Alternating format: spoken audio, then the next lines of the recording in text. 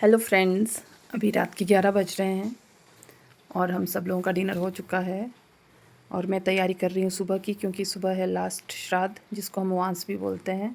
तो मैं उसकी तैयारी कर रही हूँ, धनिया साफ़ करके रखूँगी। अभी मैंने उड़द दाल भी पीस के रख दी है सुबह भल्ले और कचौरी बनाने के लिए। और ये साथ में दाल भिगो दी है, चने और माँ की दाल। और ये धनिया मैं साफ़ करके धो के रख दूँगी, तो सुबह बहुत ही आसान हो जाता है। फिर अगर सब सामान तैयार हो तो खाना जल्दी बन जाता है। तो चलिए सुबह मिलेंगे। Bye bye, good night, good morning friends. सुबह के बज रहे हैं अभी 6। और जैसा मैंने आपको रात को बताया था कि आज हमारे घर में लास्ट श्राद्ध है, सभी के घर में होगा। तो अब मैं खाना बनाना शुरू करूँगी, इसलिए मैं दूध लेकर आ गई हूँ खीर बनाने के लिए। तो चलिए शुरू करते हैं खाना बनाना। मैंने रात में ही धनिया साफ़ करके रख दिया था, तो ये अच्छे से सूख गया है। और साथ ही ये कुछ मसाले रखे हैं जिनको मैं रोस्ट करूँगी और पीस लूँगी। तो सबसे पहले मैं कचौरी के लिए आटा गूँध लूँगी और उसे साइड में रख दूँगी, ताकि जब तक मेरा बाकी खाना बने तो आटा अच्छे से फर्मेंट हो जाए। आटे में मैंने पहले थोड़ी सी कस्तूरी मेथी डाली, अब मैं डाल रही हूँ थोड़ी सी अजवाइन, और साथ ही मैंने थोड़े से तिल भी डाल दिए, हेल्दी। और अभी मैं थोड़ा सा नमक डाल रही हूँ। इसको अच्छे से अब हम लोग मिला लेंगे। सबसे ज़रूरी चीज़ ड्राई ईस्ट इसमें थोड़ा सा डालूँगी और अच्छे से मिक्स कर लूँगी। ये हमारा आटा तैयार हो गया है। अब मैं इसको अच्छे से ढक के रख दूँगी और फिर बाकी खाना बना लूँगी।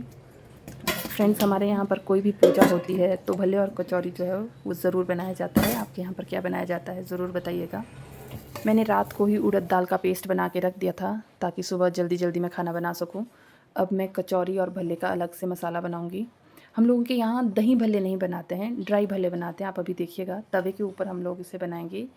ये हमारी मंडी की बहुत ही फेमस और ट्रेडिशनल डिश है, भल्ले और कचौरी। तो फ्रेंड्स, दाल और चावल मैंने पकने के लिए रख दिए हैं, साथ में मैं मसाला रोस्ट कर रही हूँ। और इसके बाद मेरी खीर बन रही है और इस तरफ जो है मेरे कचौरी का मसाला बनेगा। और अभी आशु दीदी भी आ गए हैं, सुबह के 7:30 हो रहे हैं। अभी ये हमारे बन गए ट्रेडिशनल भल्ले। आज का जो हमारा खाना बनता है वो बनता है बिना लहसुन प्याज की। आपके वहाँ पे कैसा बनता है हमें ज़रूर बताइएगा। तो अभी ये हमारे मंडियाली भल्ले बनने वाले हैं इस तरह से। हाथ में थोड़ा सा पानी लगा, ये दही भल्ला नहीं बनेगा, हमारे बनाते सूखे भल्ले पात्रों में डालने के लिए। छोटे छोटे पितरों के लिए छोटे छोटे भल्ले बनाए। वैसे तो पूरे 16 दिन घर में सात्विक भोजन ही बनता है, पर अब सब लोग फॉलो नहीं कर पाते हैं। अगर कर पाएँ तो ये हेल्थ के लिए बहुत ही अच्छा होता है। इस तरह से ये बनते हैं हमारे भल्ले।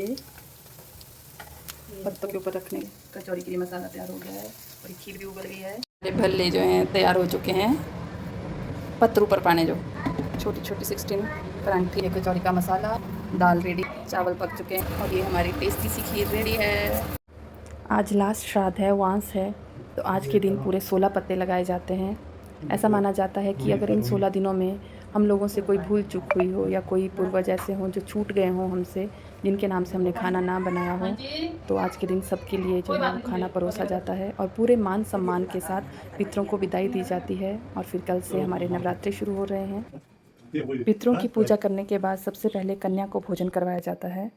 तो अब हम लोग पूजा करने जा रहे हैं। हमारे यहाँ पर जब भी कोई शुभ कार्य होता है या कोई पूजा होती है तो सबसे पहले देहली की पूजा की जाती है। और श्राद्ध में तो पूरे 16 दिन घर की देहली की पूजा की जाती है। ऐसा माना जाता है कि इससे घर में बरकत बढ़ती है। हमारे यहाँ पर हिंदी महीने का जो पहला दिन होता है उसे साजा बोला जाता है। तो हर महीने उस दिन देहली की पूजा की जाती है और साथ ही उस दिन भी पितरों के नाम से खाना बनाकर दिया जाता है।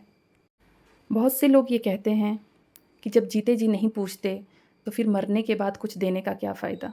ये बात बिल्कुल सही है, पर मैं ये मानती हूँ कि हमें जीते जी तो अपने माँ बाप का ध्यान रखना ही चाहिए, पर जब कभी वो हमारे साथ ना हो तो उसके बाद भी हमें उन्हें हमेशा याद रखना चाहिए, क्योंकि उनका आशीर्वाद तो हमारे सिर पर हमेशा बना रहता है।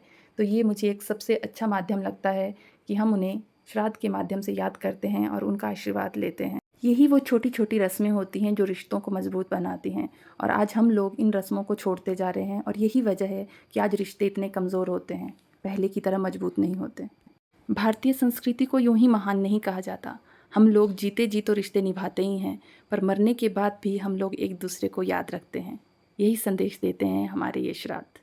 और वैसे भी क्या ही फ़र्क पड़ जाता है अगर हम अपने किसी पूर्वज के नाम पे किसी भूखे को खाना खिला दें, गाय को खाना खिला दें, भूखे कौवे को खाना खिला दें, और अपने नज़दीकी रिश्तेदारों से मिलने श्राद्ध के बहाने, जिनसे आप बहुत दिनों से मिले ना हो, उनका हाल चाल पूछ लें तो रिश्ते और मजबूत हो जाएं। और इसके माध्यम से हमें अपनी अगली पीढ़ी को उसकी जड़ों से जोड़ के रखना है, क्योंकि जिन पेड़ों की जड़ें साथ छोड़ देती हैं वो सूख जाते हैं। श्राद्ध देने के मुझे तो बहुत सारे फ़ायदे नज़र आते हैं। बाकी जिन लोगों को कमियां निकालनी हैं वो तो निकालते रहेंगे, उन्हें कौन रोक सकता है। तो अब हमारी कचौरी भी बनकर तैयार हो गई, कन्या पूजन भी हो गया, और ये हम लोग प्लेट्स लगा रहे हैं कुछ ज़रूरतमंद लोगों के लिए। जब हम लोग घर पर होते हैं तो परिवार की जितनी भी बेटियां होती हैं जिनकी शादी हो गई होती है, वो सब जो है श्राद्ध के लिए आते हैं। ये देखिए कचौरी, और आशु दीदी आ गए थे सुबह सुबह, तो कचौरी बनाने में बहुत हेल्प हो गई। उन्होंने फटाफट से बनाई और मैंने फ्राई की, तो हम लोग बहुत जल्दी फ्री हो गए।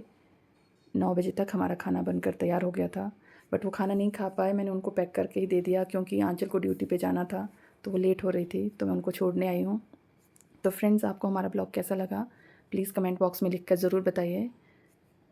जाने से पहले लाइक, शेयर और फॉलो करते जाइए, और साथ ही आप सभी को नवरात्रि की ढेर सारी शुभकामनाएं।